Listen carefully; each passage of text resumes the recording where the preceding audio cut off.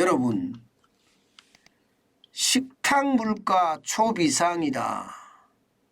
이게 사실일까요? 제가 봐서는 사실이 될 가능성이 굉장히 높습니다. 지금 추위가 장난 아니잖아요. 오죽했으면 북극 한파라고 이야기하죠. 북극 한파. 예, 최강 한파. 저도 서울에 와서 새벽 2시에 온도가 마이너스 18.5도 내려가는 거 처음 봤던 것 같아요. 제 기억에는 마이너스 18.5도는 없었던 것 같습니다. 마이너스 16도까지는 제가 본 것 같은데 마이너스 18.5도까지 떨어지는 건 저는 처음 본 것 같아요. 제 눈으로 제가 직접 봤거든요. 마이너스 18.5도면 이게 냉동고죠. 냉동고. 예. 냉장고 안에 냉동고가 아니라 서울 전체가 냉동고였다는 거예요. 서울 전체가. 엄청나게 추웠다는 거죠. 예. 그러면 여러분, 시골에 있는 작물들 제대로 제대로 자랄 수 있을까요? 예를 들어서 말입니다. 봄동 같은 경우는 노지에 기르는 경우도 있거든요. 노지에. 아마 다 얼어 죽었을 겁니다. 이 추위에 살아나는 게 참 쉽지 않습니다. 문제는 여러분, 추위에 꽁꽁 어는 것도 있겠지만 더 심각한 것은 이겁니다. 이거. 전년 대비 난방비 상승률이요. 이게 여러분, 거대 시설 농업을 하시는 분들 있죠. 왜 하우스 크게 만들어 놓고 하시는 분들, 그분들이요. 대부분 말입니다. 땅 밑으로는 전선을 깔아서 열을 내고요. 예. 그 다음에 위에서는요. 예, 전기나 난방으로 또 열을 내줍니다. 그래야지 작물이 제대로 자라니까요. 그런데 난방비가 전년 대비해서 76.5%가 올라갔습니다. 76.5%. 와우, 엄청나죠. 보세요. 2021년에 난방비 322만 원이었습니다. 그러던 것이 여러분, 비닐하우스 한 동에 999제곱미터거든요. 한 동에 이제는 586만 원이 들어갑니다. 무려 여러분 76.5% 올라갔습니다. 난방비만 올라갔으면 다행이게요. 안 올라간 게 없습니다. 여러분 보시다시피 요소 비료 보세요. 15,000원 하던 것이 22,000원이에요. 7,000원이나 올랐죠. 거의 50% 가까이 오른 거예요. 50% 가까이. 그죠? 그 다음에 인상가리 비료도 보세요. 이게 5만 원 하던 것이 12만 5천 원 갑니다. 7만 5천 원이 더 올랐습니다. 70%가 더 올랐, 100%가 더 올랐죠. 100%가. 인상가리, 비료도. 비닐하우스의 필름도 마찬가지입니다. 2021년에는요. 이게 4,600원 하던 것이 2022년에는 5,600원 합니다. 1,000원이 올랐습니다. 25%가량 올랐다는 거잖아요. 그러면 여러분, 시설 재배를 해서 여러분 식당에 오르기까지 이게 도매시장 거쳐서 올 거 아니에요? 도매시장, 소매시장 거쳐서 올 거 아니에요? 그러면 얼마나 오를까요? 제가 봐서는 오이건 호박이건 이게 올라갈 수밖에 없습니다. 이게 식당 물가 초비상이라고 이야기하는 게 이게 틀린 말이 아닌 것 같아요. 워낙 많이 올라가니까 말입니다. 게다가 이제 생산량까지 줄판이에요. 전라도 지방 쪽은요.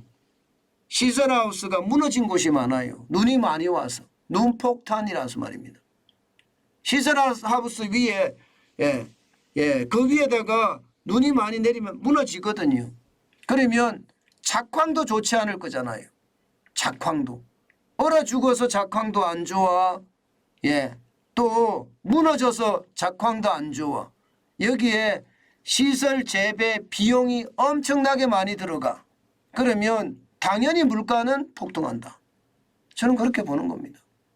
식당 물가 쉽지 않다고 봐요. 실제로도 가보면 말입니다. 실제로도 서울 명동의 노점 음식값입니다. 이것을 보면 얼마나 우리가 물가를 많이 오르고 있는지 또 앞으로 얼마나 오를 것인지 알 수 있습니다. 이 노란색이 2019년 12월입니다. 그리고 위에 고동색으로 되어 있는 것은요 2023년 1월입니다. 올해 1월. 그러면 차이가 이게 한 3년세죠. 3년세. 3년세 계란빵은 500원이나 올랐습니다. 500원. 1,500원 하던 것이 2,000원 합니다. 30% 올랐죠. 30%. 닭꼬치는요 3,000원 하던 것이 5,000원 합니다. 2,000원이 올랐습니다. 거의 66% 올랐다고 봐야 되죠. 60%. 와, 엄청나게 올랐습니다. 핫바도 3,000원 하던 것이 5,000원 합니다. 야, 뭐 이게 뭐 물가 장난 아니잖아요. 이게 회오리 감자도요 4,000원 하던 것이 5,000원이면 1,000원이 올랐습니다. 25% 오른 거잖아요. 잡채도 마찬가지입니다. 4,000원 하던 것이 5,000원으로. 양꼬치도 6,000원 하던 것이 8,000원이면 2,000원이 올랐습니다. 33% 올랐다는 이야기잖아요. 케밥도 마찬가지입니다. 5,000원에서 7,000원 하던 것이 8,000원에서 9,000원이에요. 적어도 말입니다. 3,000원가량 올랐다는 이야기인데 3,000원이면 20, 30% 올랐다는 이야기예요. 구운 오징어 10,000원에서 12,000원 20% 올랐죠. 랍스타 구이도 15,000원에서 20,000원 5,000원 올랐습니다. 30% 넘게 올랐죠. 여러분 실제 말입니다. 실제 시설에서 짓는 이게 쉽게 말하면 식탁 물가들이 요소 다 올라가면요.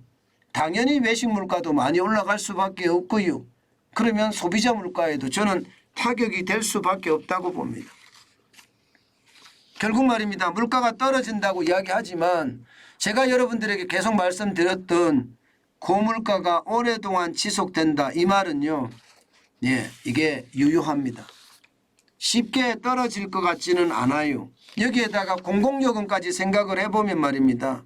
이게 계속 올라갈 수밖에 없는 게 현실이 되지 않겠느냐 이렇게 생각을 합니다. 저희 시골에도 시설 농사를 하는 친구들이 꽤 있거든요. 그 친구들 이야기 들어보면요. 요즘 말입니다. 워낙 추워서 걱정이 된다. 게다가 공공요금까지 같이 올라가니까 이거 남기려고 하면 비용을 많이 받아야 되는데 가격을 많이 받아야 되는데 가격을 많이 받다 보면요. 결국 식당 물가 올라가고 식당 물가를 써는 쉽게 말하면 배추나 야채나 농산물을 써는 사람들 입장에서는 어떻게 될까요? 더 많이 올라가겠죠. 저는 결국 말입니다. 고물가가 계속된다. 소비자 물가 고통은 쉽게 가라앉지 않겠구나. 그래서 그런 생각을 참 많이 해보고요. 특히 말입니다. 특히 자영업자. 자영업자의 어려움은요. 점점 커질 거라고 생각이 합니다. 이게 예상보다가 쉽지 않아 보입니다.